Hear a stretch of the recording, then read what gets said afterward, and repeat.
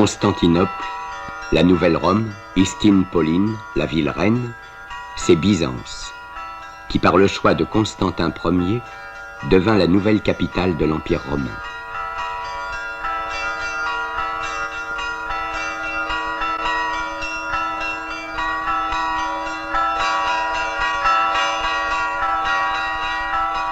Son rayonnement accuse aussi l'affrontement de deux civilisations, celle de l'Orient musulman et celle de l'Orient gréco-latin.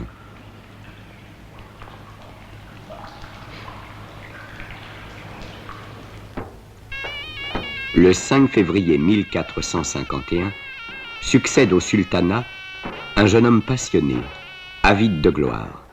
Méhémet II, chef de 21 ans, est à la fois mystique et réaliste, érudit, ami des arts et cruel. Il rêve de surpasser son grand-père Bajazet et son père Mourad, qui apprirent à l'Europe la puissance militaire de la nouvelle nation turque. Son premier objectif sera Byzance. La force de Byzance ne réside plus que dans ses remparts. Crénelés, protégés par des fossés, gardés par d'énormes tours rectangulaires, édifiés sur 3 rangs parallèles, complétée et restaurée par chaque empereur, cette enceinte majestueuse réalise à cette époque-là le type achevé de la citadelle imprenable.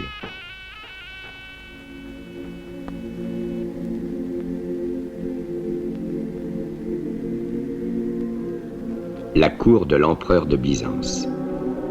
De chaque côté du trône, un lion en or massif frappe le sol de sa queue, ouvre sa gueule, remue la langue, rugit. Le visiteur s'approche, se jette 3 fois face contre terre. L'empereur a été élevé dans un tabernacle par une machine invisible presque jusqu'à la voûte et apparaît éblouissant dans ses vêtements sacerdotaux.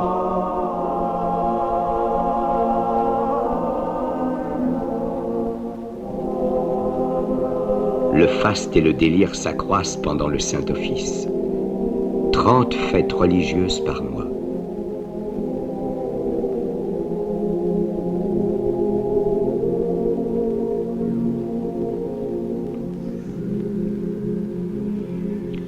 L'ancien empire byzantin qui s'étendait de la Perse aux Alpes et jusqu'au désert de l'Asie se traverse à présent aisément en 3 heures de marche.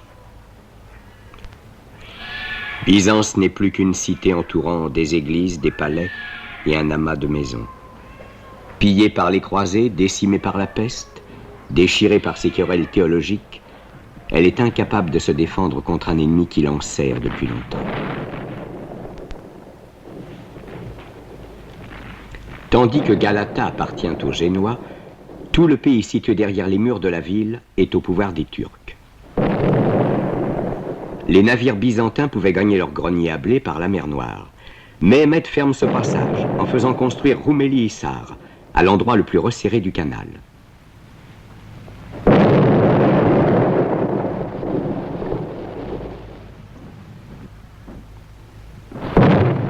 Le 5 avril 1453, une immense armée ottomane inonde la plaine de Byzance. Le sultan, magnifiquement vêtu, chevauche à la tête de ses troupes. Son armée tout entière répète dans la même posture et au même rythme la prière qu'il adresse à Allah. Le siège de la ville a commencé. Le principal obstacle, c'est la Corne d'Or. L'accès est interdit par une chaîne au passage le plus étroit.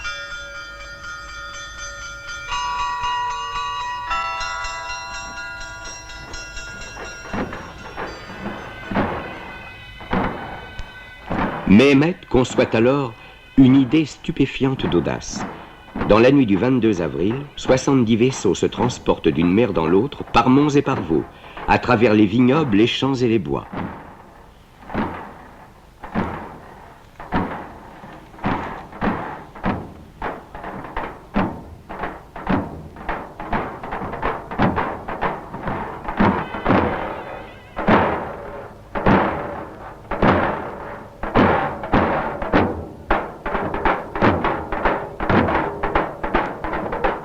Ce trait de génie a livré au sultan et à son armée toute la Corne d'Or.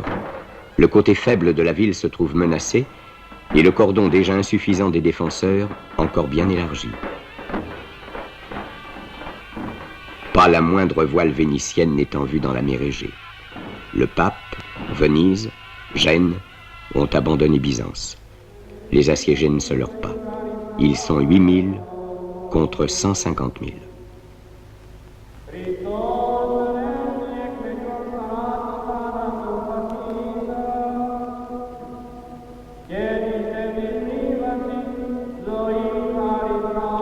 Sur l'ordre du Basileus, le peuple tout entier se rassemble pour défiler en procession. On sort des églises les saintes icônes. Partout où une brèche s'ouvre dans les remparts, on accroche l'image d'un saint. Tous ces hommes voués à la mort se réunissent à Sainte-Sophie, alors la plus magnifique cathédrale de l'univers. La messe funèbre de l'Empire d'Orient vient d'être célébrée. Derrière les remparts, un peuple angoissé attend le jour et la mort. Allah Allah illallah, Allah Allah illallah, Allah illallah. À 1h du matin, le sultan donne le signal de l'attaque. Au cri de Allah, Allah, illallah, 100 000 hommes se précipitent contre la muraille de Byzance. Les premiers effectifs de Bashi Bouzouk, soldats inexpérimentés et fanatisés, vont vers une mort certaine, mais ils fatigueront les assiégés.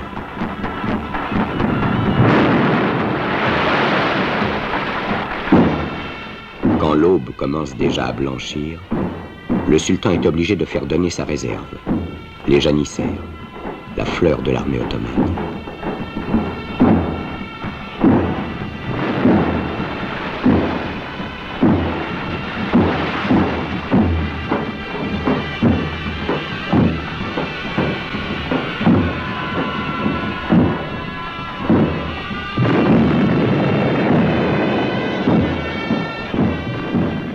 Plusieurs Turcs ont pénétré par une des poternes de la ville, la Kerka Porta. Des soldats grecs aperçoivent les Turcs et poussent le cri fatal. La ville est prise.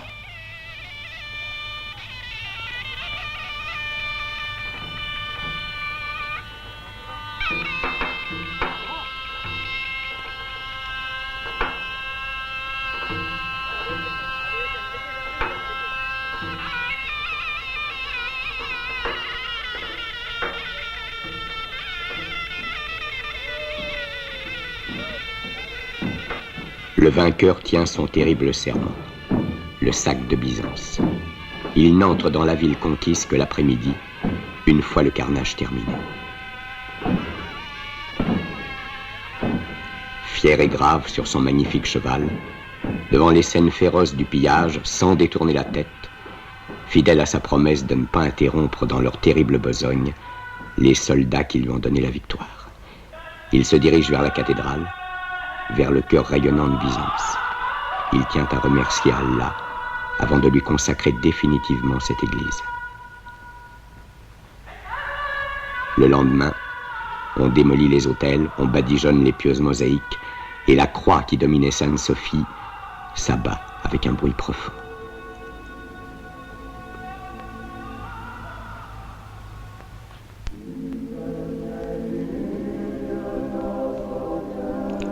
L'Europe s'aperçoit en frémissant que par sa sombre indifférence, une puissance envahissante a fait irruption chez elle. Puissance qui paralysera ses forces pendant des siècles.